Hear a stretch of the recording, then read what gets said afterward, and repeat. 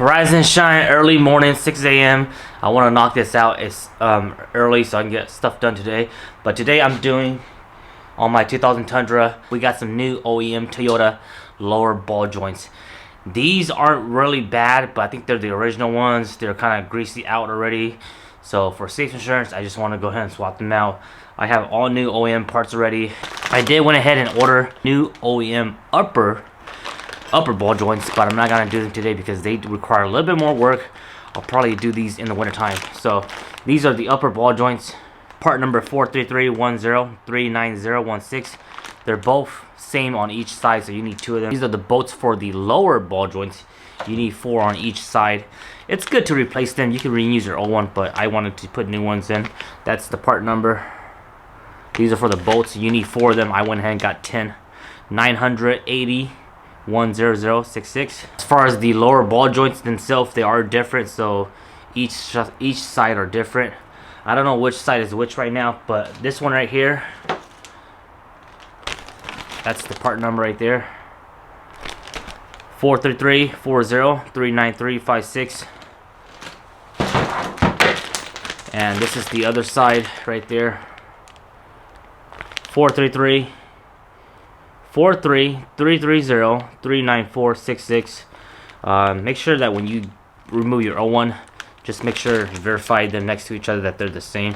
So this is for a 2000 Tundra. These should be similar from the 2006, but you want to confirm it yourself. So I'm gonna go ahead and start removing it. It's kind of dark right now, so I'm not gonna film that process. I'll get back to you guys once I get that out. The old one is the original one, so this one has 265,000 miles. Pretty crazy, right? It's a bit loose, but it's not bad. Could have kept on going, but we can probably keep this for spare. So this one is the driver, which is the 43340393356. Just want to hold them up together, compare it. They are the same stuff. I think I kind of damaged my tie rod in, so I'm gonna go ahead and go buy a new tie rod in while we're at it and probably replace that too. Hopefully I don't mess up the alignment too much, but might as well do it right there because I messed up the threads on it. So part store opens up here in a bit. So I'm gonna go ahead and slap this on for now. Go ahead and put some anti-seize on that as well. And then for the bolts, we're gonna put blue Loctite and have everything torqued to spec. This is the problem with working with old Toyota 20-plus-year-olds. When you do something else always happens. We wanted to do the lower ball joints only. Come to find out, we need to do the tie rod. It's pretty bad. This tie rod is already bad anyways. The boots is going out. The little thing here is bad. And then when I was using my puller, it messed up the thread, so I can't put my nut back in. So it's a good time to replace it anyways. I'm just gonna wait for Napa to open. They open here in the next hour, so here's all the new parts. Let me show you guys. That's the tie rod adjuster. So make sure you don't move that nut too much because the distance of the thread really matters.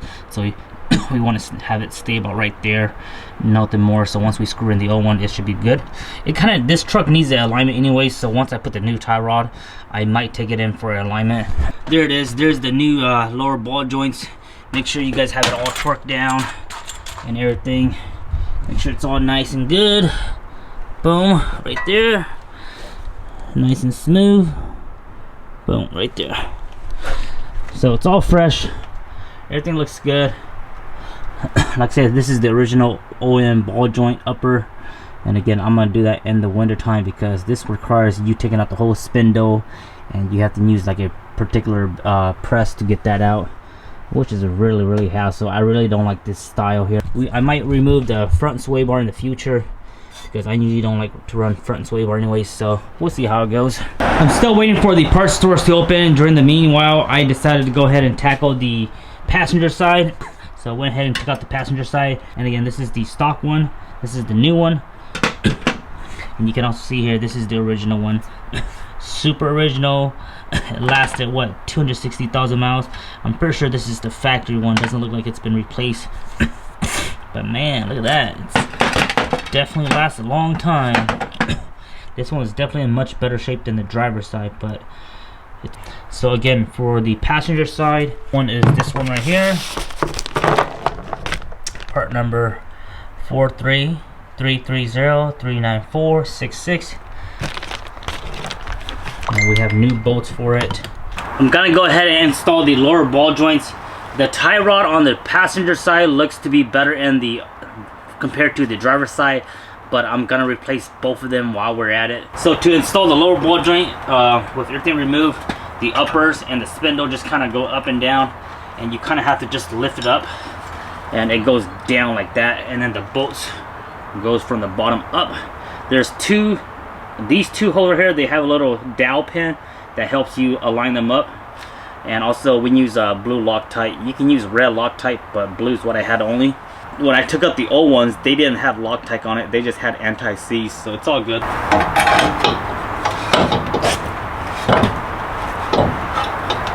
One started, and with these new bolts, they go in really smooth. That's one thing that's nice about it. The lower ball joint is really easy as long as everything's not rusted up. Like I said, the only issue I ran into was that driver's side, that tie rod, but everything else went in really easy. If everything went in smooth, you can do each side within less than 30 minutes if you have the proper tools. Make sure you have the proper tools to pull the joints out and stuff. Don't avoid the whole hammer and banging and stuff. Alright, it lines up with the hole perfectly. Don't forget the cotter pin, guys. This is your safety. The whole point of this cotter pin is so that capsule nut don't spin out. It was invented in 1944 by a guy named NuttyNu.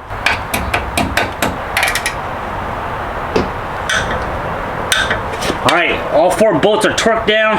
The main lower ball joints torqued down. Everything's good to go. We just need to do a tie rod. Let me run to the store real quick, grab some tie rods, and we'll come back. I got the Tundra all installed back together. Got the two new tie rods in.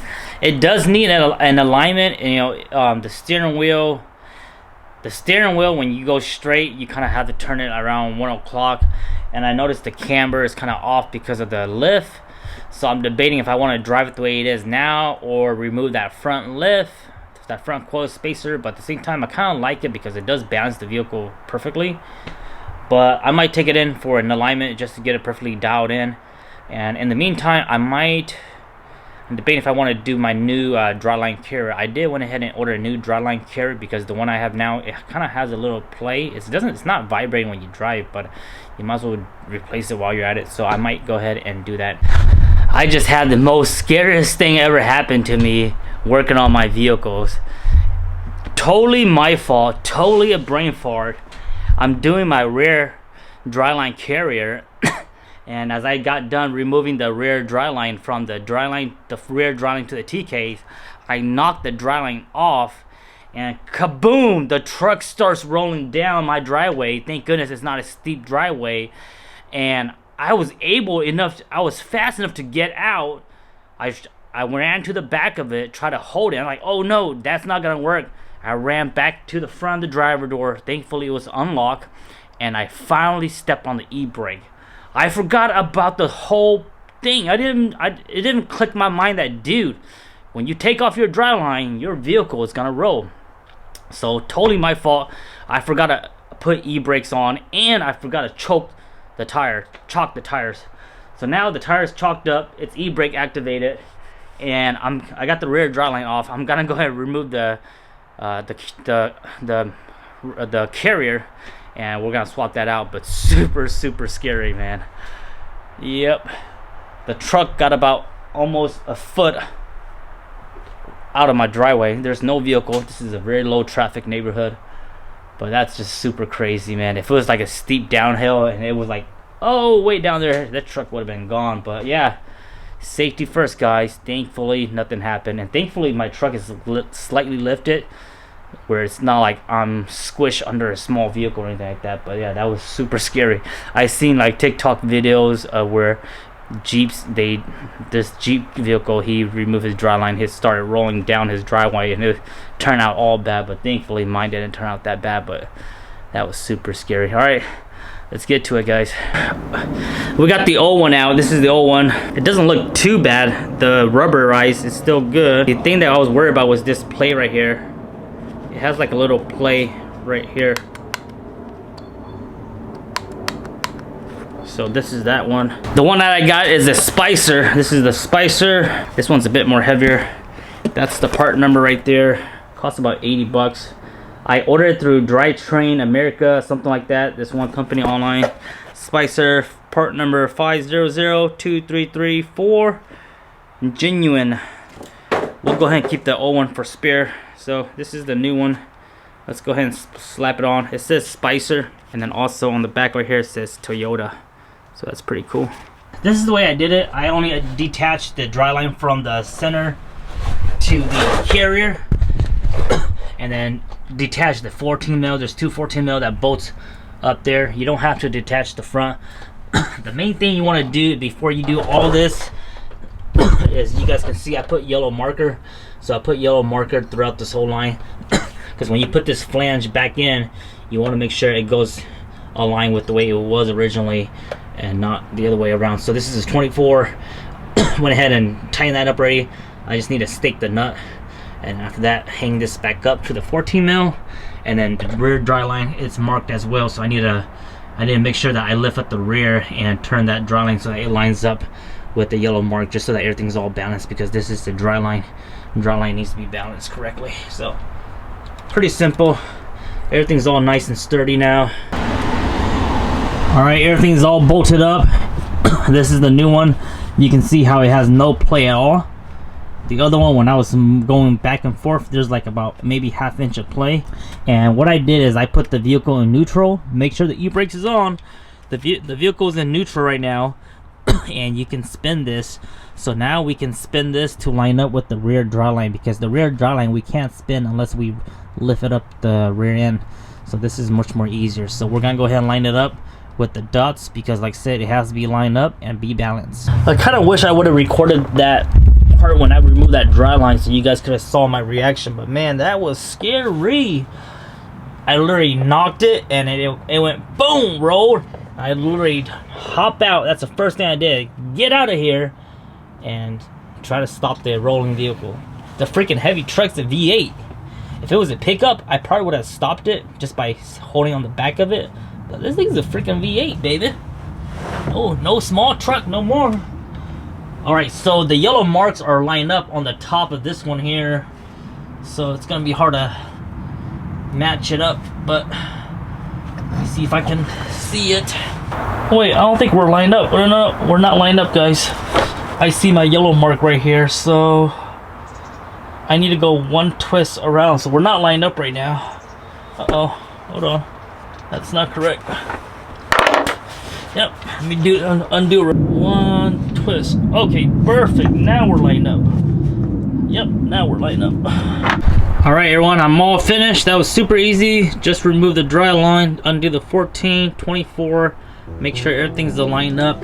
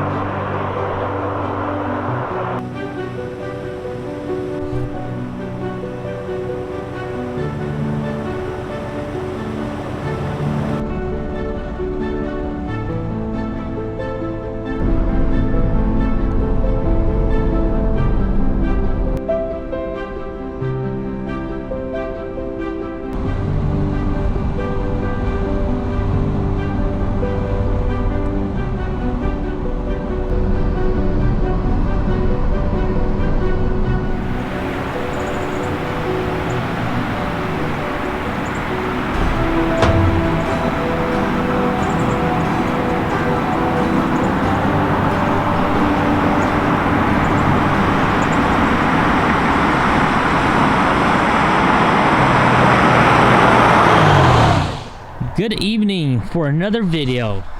Today's video is our last night with the 92 3.4 swap truck. I figured I'd take it out on this beautiful road, enjoy one last cruise with it. It has been a pleasure building this truck up. The owner will be picking it up tomorrow and driving it back home 2 hours away from here.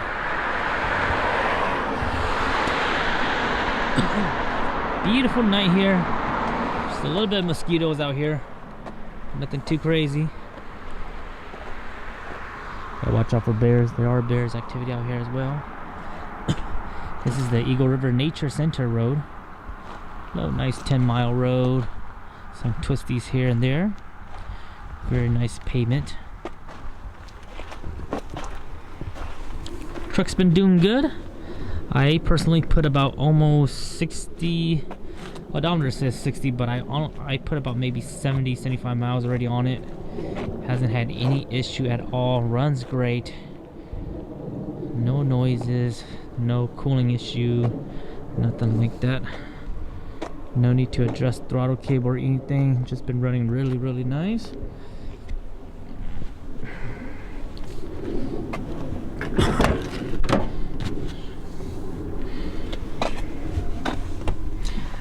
Done about 65 miles plus the other 10-15 miles undocumented. Really nice. I was never able to get the AC going. I was able to fill it up with the R154, but for some reason it's not blowing code. So I might give that another try tonight before I send it off.